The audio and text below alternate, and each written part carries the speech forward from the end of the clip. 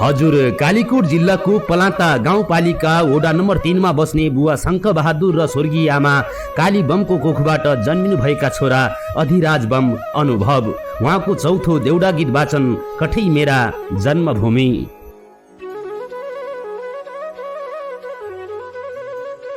फल खाऊ कि जडाखी बसौं भन्छुन् तली बोट, फल खाऊ कि जडाखी बसौं भन्छुन् तली बोट, कस्ता होलान् डाँडा पाखा मेरा कालीकोट, कस्ता होलान् डाँडा पाखा मेरा कालीकोट।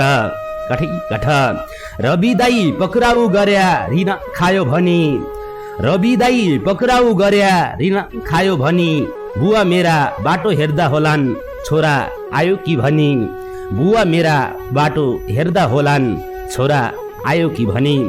शुभ छै कि अशुभ छै यही बयासी साल, शुभ छै कि अशुभ छै यही बयासी साल, मेरा सबै आफन्तलाई नलिए पापी काल, मेरा सबै आफन्तलाई नलिए पापी काल।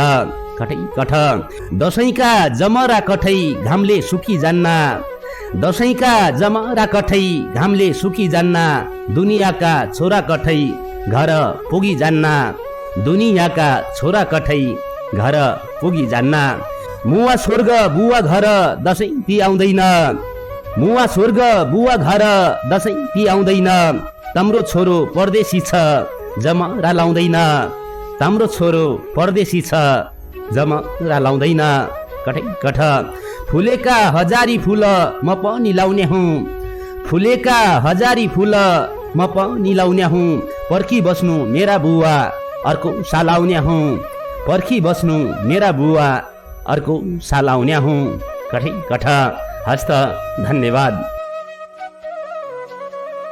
हजुर यसै गीत मार्फत सम्झिनु पर्दा स्वर्गीय मुवालाई धेरै धेरै सम्झिन चाहन्छु। त्यसै गरी घरमा हुनुहुने बुवा लगायत मेरो सम्पूर्ण घर परिवार, आफन्तजन, इष्टमित्र, साथी सङ्गी र मलाई अधिराज बम अनुभव भनेर चिन्ने नचिन्ने सबैलाई मिठो माया मिठो सम्झना छ।